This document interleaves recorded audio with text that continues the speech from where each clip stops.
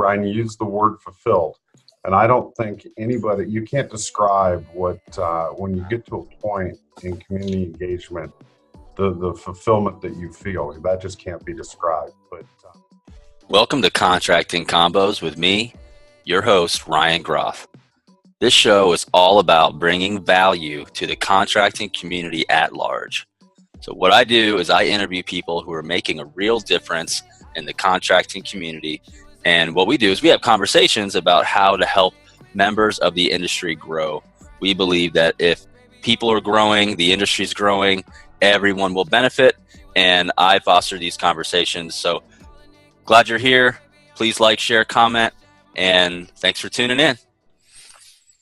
All right. We are here on Contracting Combos, and this is my third episode and interview surrounding contractors in the community. And so I've actually got a friend, a client, a great contractor up in Colorado and Greeley and surrounding areas of Denver, and Front Range Roofing, Mike Trotter. Welcome, and thank you for joining me on this episode here. Thanks, Ryan. Great to see you. Yeah, appreciate you coming on and getting to know you over the last 6 months or so. It's been really cool to actually get to know you, and then you respond to this, because I remember us talking quite a bit earlier on about some of the reasons why you're in business and what is really driving you and wanting to grow your business. And so I'm really pleased that we can talk a little bit about this, because I think you have some inspiring stuff. You've been at this for about 15 years in terms of you with Front Range Roofing, engaging the community. And the reason why I'm bringing this up and wanting to talk about it is because I think a lot of folks, are really missing out on, what trades contractors can do and in the community and what kind of impact they can make, and then how fulfilling that is. But then all the other intangibles that come along with it in terms of employee engagement, retention, and people staying and then buying from you and working with you. It's becoming something where, as engagement in community is also bringing on new people in your business, and workforce issues are being solved. There's a lot that happens. So I'm fascinated by it. And, I wanted to hear a little bit about your story and how it all started. So take us back 15 years ago, and with, you kind of getting into starting this business and with your partner and jumping into your first kind of assignment. Tell us a little bit about what that was like and how it kind of, started getting moving for you. No, that's awesome. I will tell you, Ryan, you used the word fulfilled. And I don't think anybody, you can't describe what, when you get to a point in community engagement, the fulfillment that you feel. That just can't be described. But we bought the business in 2001. I was approached actually in 2003 to go on the United Way board in Greeley. Our executive director and the guy at the time that was the chairperson, we had a really nice breakfast. I've always been a networker, so I thought this would be a good way to get to know some people in town and kind of where our career and our business was. It was just one of those things that we'll jump on and see if it's a fit. And truly, that's what I encourage all my guys to do too, is not everything's going to be a fit. Not everything's going to grab your heart and push you in a direction. I served on the United Way board in Greeley and learned a lot about what they do for 6 years. Wow, 6 years. Yeah, they, it's an impact. It's a community impact type of organization that brings people together and money together and then distributes it through the community. I don't know what the official United Way language is for that, but that's how I see it. During my time at United Way, what really got to me was we had, and because of the age of my kids at that time in high school, they had what they called the Youth Allocation Committee. And that Youth Allocation Committee was basically a mini United Way. And we encouraged the kids in Weld County to go out to their schools and try to raise money And we had some schools that bought in. We had some schools that didn't buy in. We had some great kids as leaders that are doing great in life right now. You know, we had this little mini United Way board of high school kids trying to push this, and they would raise $15,000, $20,000.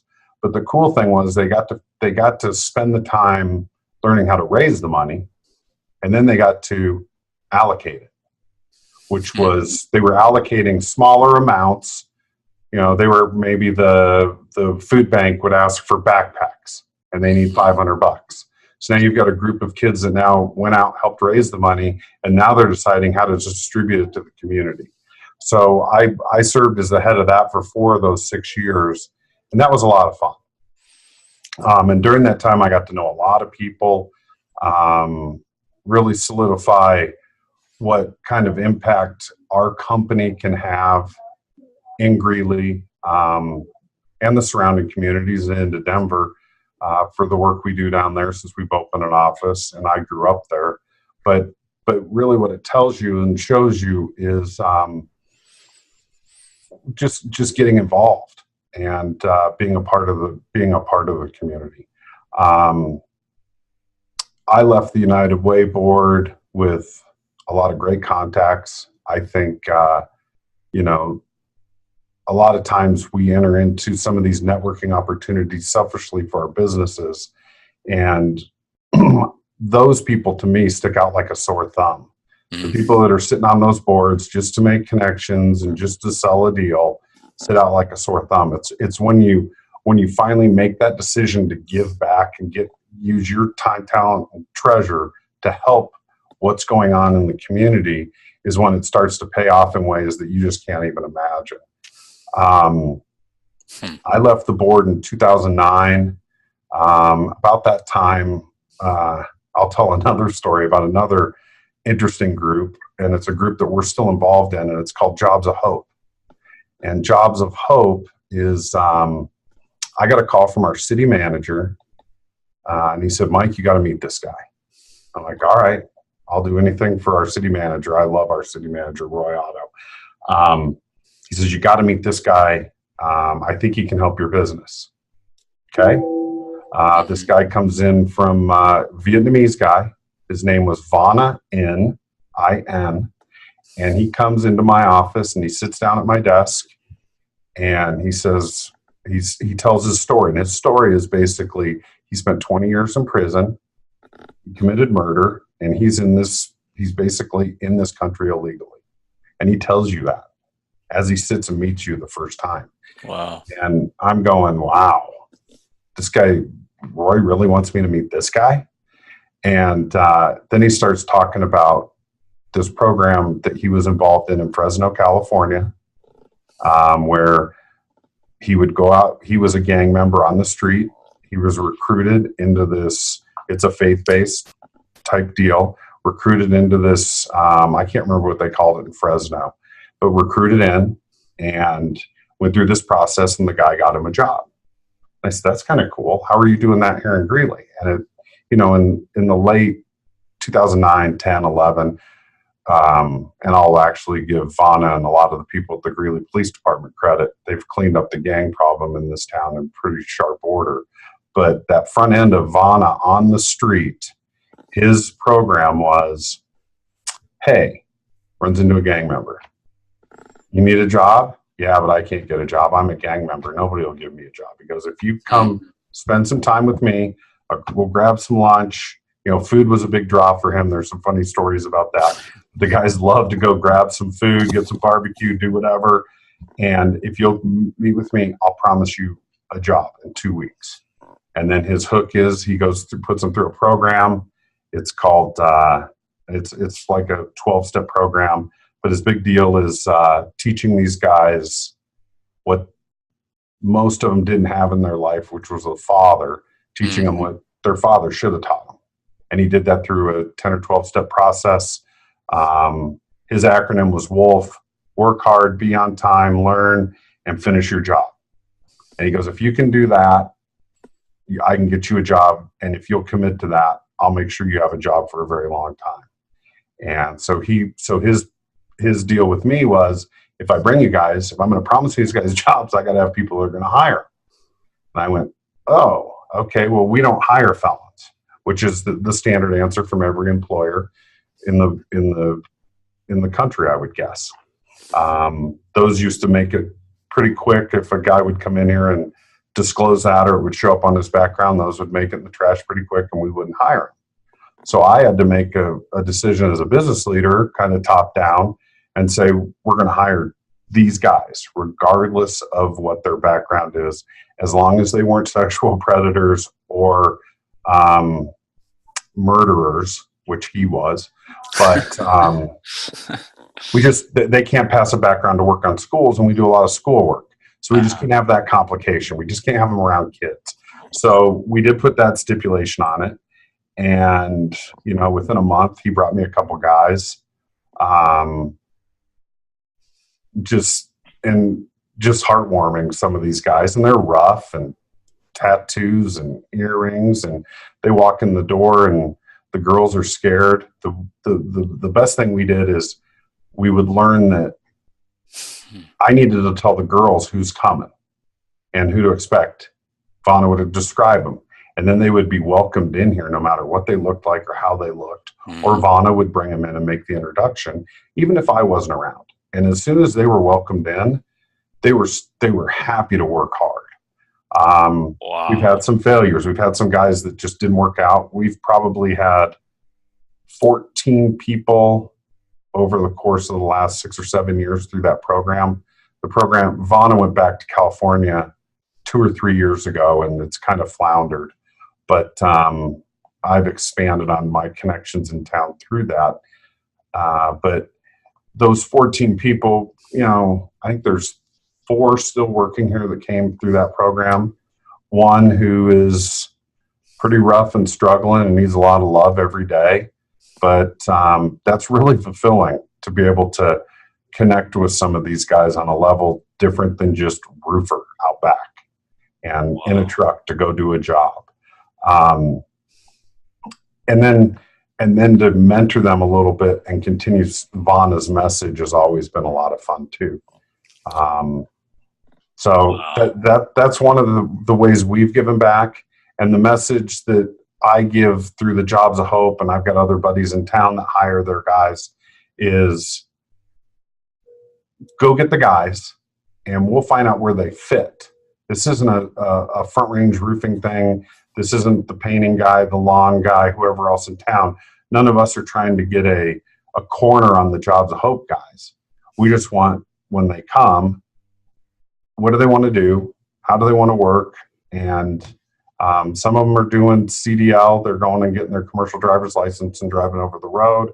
A lot of them like to work on cars. The car dealers in town have hired a bunch of them and had some great success. So it's not about front range roofing or construction. It's about the community and directing these people back to where they can be productive in society. They do take a little bit more love on the back end because they just frankly didn't get it. Wow. So that's what an awesome journey you've been on, going back to United Way, you said something has to fit, and then you felt that fulfillment there, because if not, it's obvious, right? Everyone knows you're there to make a deal. Yeah. And then, but that didn't happen with you, and you were able to really give and feel like it was a generous servitude that was, out of a desire. And so that turned into high school kids like raising money and making big decisions on where it goes. That's got to be really fun to watch. And then, so you have already kind of positioned yourself in this mentoring, capacity. And then you have, the gentleman, what you said, Yvonne? Yeah, Vonna. Vonna N. Yeah, I got the I and the V mixed up. But Vonna N, creating this father-like environment, which I really love to talk about that, because I think that's, my opinion, the core problem in anybody is lack of fatherly affection, affirmation, validation. When that's there, everything changes, right? And so I'm 100% huge on my family. I'm big on family and making sure that people don't grow their business and at the expense of family, but for it, right? So like you already have this kind of situation where you're in that environment, which really speaks to you and who you are. And then, suddenly you have guys who are submitting to some kind of a fathering figure. And what I'm reminded of is, not that I'm an expert by any means, but I think I've seen a documentary or something about gang members and how the reason why they stay is because they feel a sense of family and welcoming and belonging. Obviously, they're doing things that are illegal or, damaging to themselves and to other people, but they feel safer there, or they feel more connected than they did where they were before, right? Probably because of their broken situation that made them vulnerable to that. But then, because I could see it being a situation where if you guys don't have that welcome home, they're never going to want to stay, right? Because they're used to being on the outside looking in, and where they fell in was with the gang. So like, if there's no transition into, I'm going to go from a family to another family, then they're going to be a very difficult situation. So I think what I'm hearing, as I interpret this through my lens and my filter, is that you have that mentoring spirit that creates a environment where people who don't have mentorship and fathering can feel that, and that creates space for them to grow. In fact, because you have that, it solves some of your labor force issue that I'm not saying you've admitted to, but I'm categorizing you in the industry that everyone kind of, is either complaining about or finding a solution to. And although this certainly isn't ideal for everybody, because they maybe don't have that, it's because they don't have that environment at their office, right? They don't have that family environment where somebody would work out, because they're all about just, hey, do your job, buddy, kind of thing, and I'll pay you. And so, well, I think, Ryan, the other thing that we've learned is through a couple of the guys have been huge successes for us. Their roofing crew, they almost refer to their roofing crew as their new gang. and wow. I can have the mentoring spirit and I can have all of those things, but I can try to instill it in others, but they have to have it as well. And as soon as that person lands with a group of my guys that feels the way I feel, they're the ones raising them up. I'm not. I'm just putting them in the right place with the right people. And we've got one of our roofing crews. Two of the guys are on there, and it's their mini gang, and they become like family. They eat dinner together. Their families spend time together. It's been amazing to watch. So yeah, could you tell us a little bit more about what one of those stories, like give us, if you could, like a before he walked in and it was like this and it's been this long, and kind of here's how that's working now. Yeah, I can tell that. I could also share it with you in a link because it was a front page story on our local paper.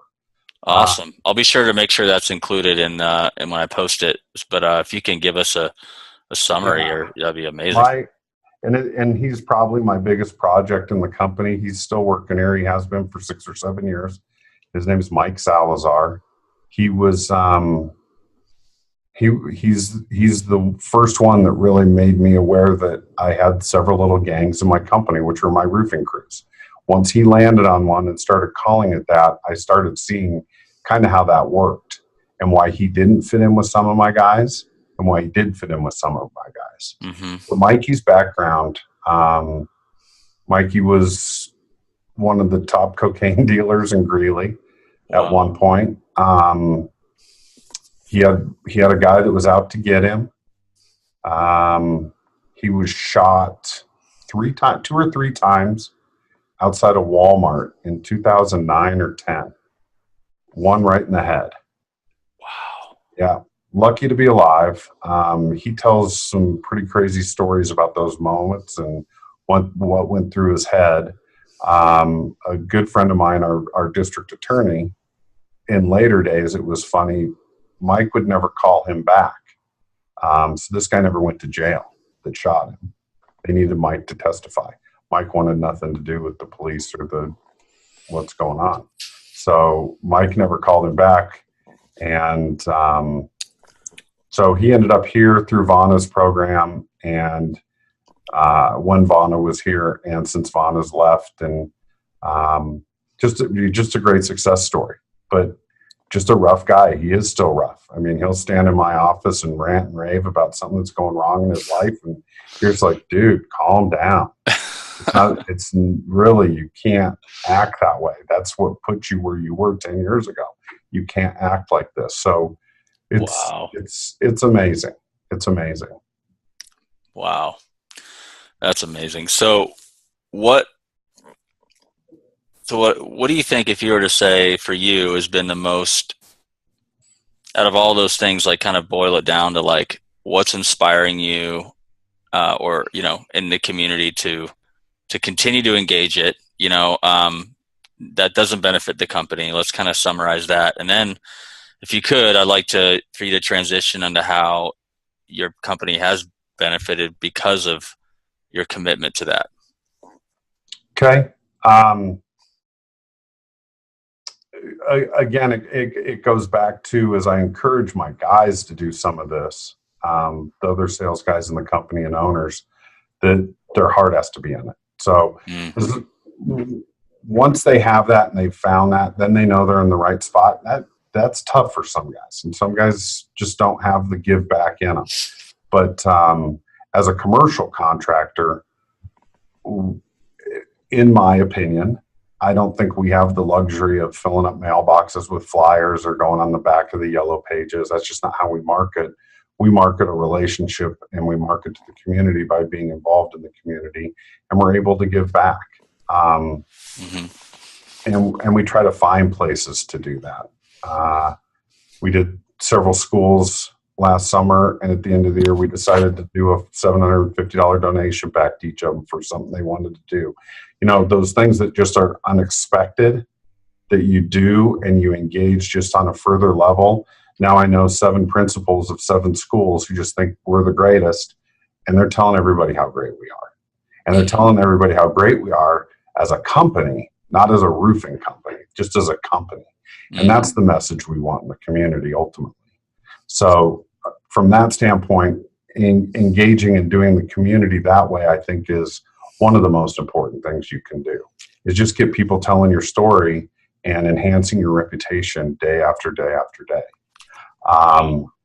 The Jobs of Hope thing, as when Vana left and went back to Fresno, it's floundered a little bit. They've got a great executive director now.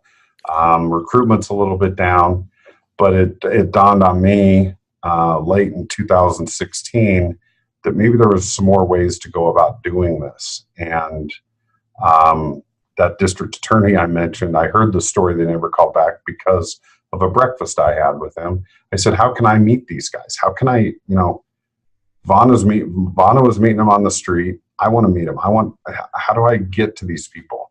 And through that, I've met everybody in the State Department of Corrections pretty much, and our local halfway houses, our local opportunity schools, all of those things. And we've started to generate some interest from that. I've even, so now as you ask, how has that shaped what I'm doing now? I've embarked on just kind of a workforce mission for Northern Colorado, frankly.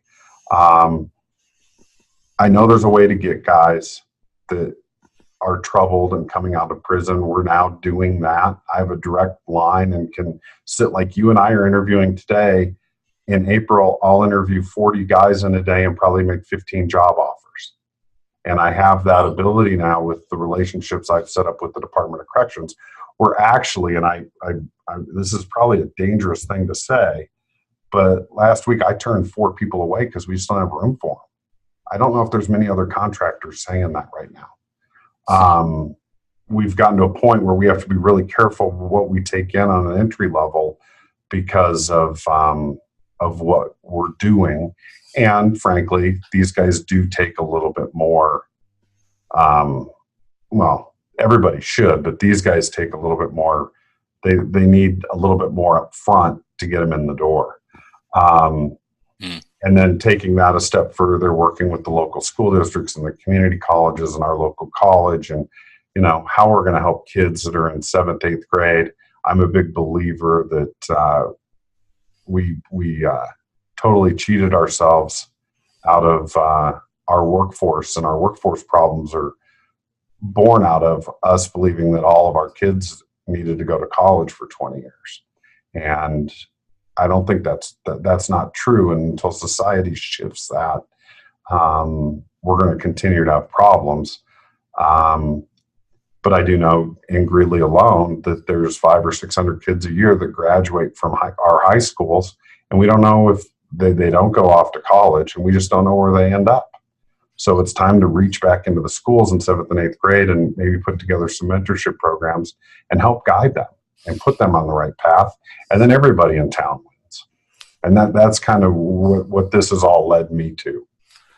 Wow. So when Vana left, you've kind of said, how do I keep this? Or before he left, or however that happened, you're like, how do I keep this going? Then that hunger going down those paths has turned into the district attorney and all these correction, guys. Has turned into, now they're like, great, you're somebody that we can work with or discuss or consult with on, you're like on the workforce board, and the community at large in Northern Colorado is now under your, part of your guidance on how to get workers, into the field. So that's amazing. I mean, and now you're in a situation where most contractors wish they had, which was, which is that you're turning away people, which everybody wishes they had more. I mean, I hear complaints all the time. And then what I'm not hearing from you is your complaints, but your desire to solve the problem. And because you have that, you are no longer complaining. So I'm saying that so that people can hear me. Thank you. and to take, that's a great point. But to take that further, any of these people that I've met with over, district attorneys, Department of Corrections, Vana, a lot of people sit across the table from these people and tell them they'll help them, but then they never return the phone call or the email when the time comes. So until you return that first email and show them that you can make this a success, they lose your number, they lose your email address. You just came in and fed them a line, and you're not willing to hold up your end of the bargain. And once you do that consistently, once you find something that you're passionate about and want to help with, once you can do that consistently, I think then the rewards pay off that they just can't be measured. Wow. So I want to hear what you feel now that this is so developed and moving, and it's now propagated into this level of influence now. What do you see the future of this for you looking like, and for Front Range and its role there?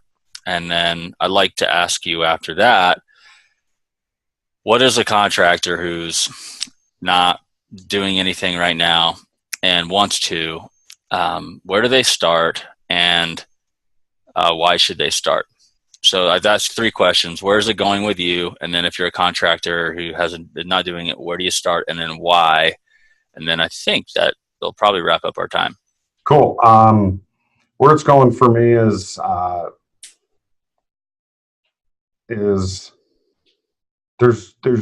a lot of parts and pieces I think that need to be put in place. And with the relationships I built early on in the United Way process, and through the Jobs of Hope, and through all the people I've met, I'm to a point now where I want to get everybody talking to each other. I'm discovering we have a lot of silos when it comes to workforce. And we got a lot of territorial people when it comes to counties and cities and school districts, and everybody wants to take credit. I'm in a process now of, and I tell my guys this, I just want to build it. I can't do all the heavy lifting. I need all the people in all those entities to make this work, but I just want to connect the people to make this work. And that, if I can get that done, I will be very happy. So that's where it's taken me, and that'll take another several years to get that done. So I can't do the on-the-job trainings. I can't do the aptitude testing in the schools. I can't do all that. There's people set up that are good at that. I need to make sure everybody's playing nice across the board to make the community better in this arena. So that's where it's taken me, and that's wanted to get started with something. I would United Way is a really good spot to really see a lot of different type of needs in your community. All the way, this youth allocation committee I was involved in was just a little part of what they were doing. We have a cold weather shelter in Greeley, for the homeless. There's all kinds of different things that go on with school district support and foster kid support, and it would be a great place to just kind of see a lot of different needs. Or if you know what you want to help with in your community, you just got to get out and meet the people that can help affect the change. Mm-hmm. And then you got to return the phone calls and return the emails. It's a lot of hard work, and it's a lot of meetings that, frankly, I don't sit in many meetings for part of my day and ever talk about any roofing. That's how my life has changed. We're talking about a lot of different things, but not roofing. So it is a shift, and it's a process, and it's a process of building the respect and trust with the community that you can help get some things done. And then you got to have a great team behind you. If you don't have, when I'm out spending half a day or a whole day not talking roofing, I'm in the business and I'm helping our reputation, but I need guys still selling work and doing what they do to keep the company going. So you got to have a great team behind you too. But, I look back at when I started, a lot smaller company. Focus was on 100% on just staying in business, and growing a business. And part of doing that, and I was brought up that way, we talked about fatherly influence, was networking. You got to meet as many people as you can, and they'll help you get where you need to go. And that's, I adhere to that. And I also help others in that way. Because I think as people are asking for your help, when you give a little bit of help back, it comes back in a lot of ways. And that's what I would tell somebody if they wanted to get involved in it is, it takes a long time. It is a building process, but boy, is it fulfilling in the end in just a lot of different ways. Right. Like, mentally, emotionally, relationally, financially, that's really cool. And to be able to just commit to a local community, start with what you're passionate about. It could be mountain climbing, it could be basketball, or it could be fostering, it could, whatever. It's really neat. And if they don't really know, they should try United Way and check it out and see, kind of go, pick what starts to, strike your heart. Right. And then lastly, it just takes time. It just takes time and commitment. You got to actually follow through, or else the people in the community are going to be like, here's another person who's just, showing interest, but not really following through. And that's why you should probably know what you really are passionate about first, so that you do follow through, or else the steam will kind of let out and you won't finish anything. And that's so true. And I could tell you, I was that guy for the first 2 years on the United Way board. I mean, it's not that I wasn't engaged, but I was kind of just seeing what the lay of the land was to see where I might fit. And when the youth allocations came up, and I knew a couple kids that had done it the year before, my kids were the same age. Wow, that seemed like a really good fit for something I could put into and engage my kids. I'll tell you what, there isn't many chances anymore, Ryan, that when I and my two children get invited to something or invited to participate or give back, that it's not dad's going to do this, it's we're going to do this. Because they're giving back. Just they grew up in that house, they know. That's and they're writing checks and they're doing their stuff. They're in their 20s, but they know giving back is they've seen what giving back does. So powerful. Yep. And you're not marketing, in the yellow pages. You're building real relationships and who you really are is coming out, and that's lasting a long time. I mean, that's so cool. And so thanks for taking some time, and I hope this inspires folks wherever they are in their journey in their business to do this, because I'm glad I got to dig in and learn more details. It's very inspiring. Thanks, Ryan. And I make the offer to everybody I talk to. If anybody wants to dig deeper, I think some of the things we're doing can be duplicated in other communities. I think it's just a matter of somebody getting out and turning over the right stones. So ultimately, as we figure out what the parts and pieces are in our community, I think it can be duplicated.